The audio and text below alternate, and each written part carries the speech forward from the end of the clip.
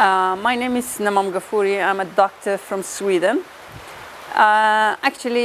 Originally, I'm also Kurd, and like the fate of thousands and thousands of the Kurds, I've been born, I was born in a cave while my parents' hometown was bombed by 6 aircraft, as my mom tells me. I'm a cardiothoracic surgeon, and for the last 4 years I've been trying to help war victims, and today I'm here in Shahba area. Shahba area is a place where the refugee from Efrîn escaped. As you remember, almost a year ago at this time, the Kurds were begging to get help that NATO country, one of the NATO country with the second biggest military, not to attack them. But all 28 members of NATO just kept being silent and allowed Erdogan to attack Efrîn. That was, the really peaceful diamond of the place. I usually compare Efrîn to Sweden in Scandinavian. In Sweden we have not had war for more than 200 years ago, but Norway, Denmark, and Finland, they were in war in First and Second World War. So Efrîn was like Sweden in this region, not only in Syria, but in entire Middle East. And they had also, more than 400,000 internally displaced people from the rest of Syria, and they had given them shelter. Yet they allowed Turkey to attack them. And the attack was really against civilians, because they bombed schools, they bombed hospitals, and till today they are continuing with their ethnic cleansing in the region. Behind me is one of the second biggest camp for the people who escaped from Efrîn. It's Barkhudan camp with more than 700 tents. And then we have Sardam camp, which is more than 800. And then there are 3 more, which is smaller than that, in addition to all those people who have been, taking shelter in the ruins in the region from ISIS war. Because remember, Kurds were cleaning this area step by step. And these ISIS people, they all joined NATO army, and together with NATO they attacked Efrîn. I'm a voluntary doctor, and I try my best with the support that I get from people in Europe and US to do anything that we are able to. This time I've been here for a few days seeing patients, and also I had brought some financial support for those mothers whose husband is missing. And believe me, I'm talking about the civilian who are missing. And the worst scenario, when I go under the tent, there are kids, there are women that they can call their husband's or father's phone number, and someone else answering from the other end of the line, but it's not the father. It's some thug from NATO military or their supporters who are the remnant of ISIS, who have taken the mobiles, and they are, playing dirty game with the soul of these wounded people. So when I come here as a doctor, it's not only about going through their diabetes, hypertension, and things like that.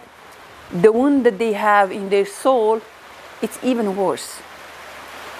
And supporting them is really challenging.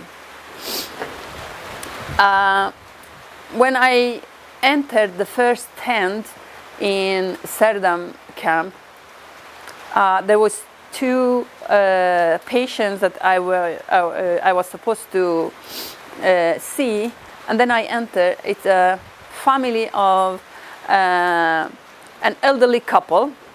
She was 73 and he was 77, both really, really old. And as soon as I entered, the old lady asked me if I was Yazidi. I was so, surprised. It was like a puff because it was dark. How could she just see? And then I asked, how do you know? And she said, I just felt it. And then we said, after I checked those two patients, I chatted with two of other kids of her. They were singing for me, they were playing music, and then this old lady, she told me, look, doctor, I'm sitting here every day. I gaze at this so-called door, because it was not door, it's just a blanket that she's using as a door to close the tent and stop the wind. She said, I had hundreds of olive trees. I was an independent woman entire my life. I could support my family. I could support my neighbors. Now I'm sitting here under this dark tent, under this rainy sky, and I'm hoping and I'm wishing that, okay, every day maybe someone comes in with a liter of olive oil. When it comes, I become very happy, and then I realize this 1 liter of olive oil is like a poison that the NATO country send it to me to go through my throat and poison my body, to remind me how dependent I have become from being an independent, happy woman among my trees. So what do you say to these women? From where do you find the words, the power to give her some support? It's just, going through your heart. But we have to do something. We have to be there for them. Me coming all the way here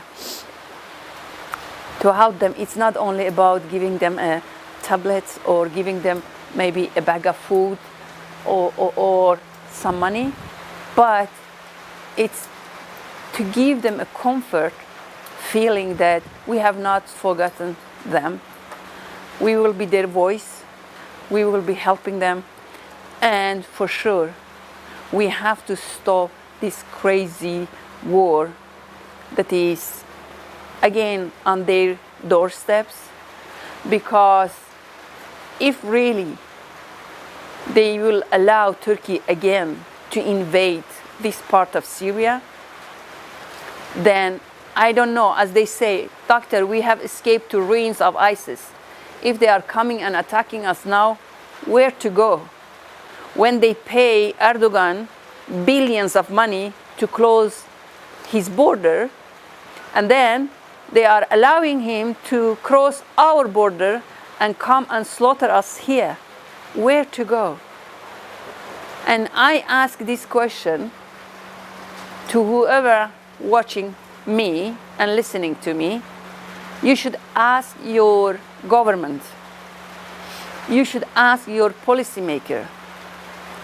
Where should they go? We have destroyed the Isles of Peace that was called Efrîn.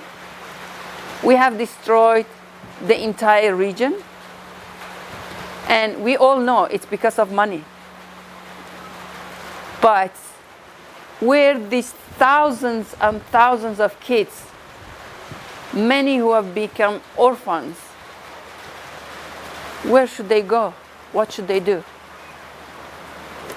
Who can give any answer to that?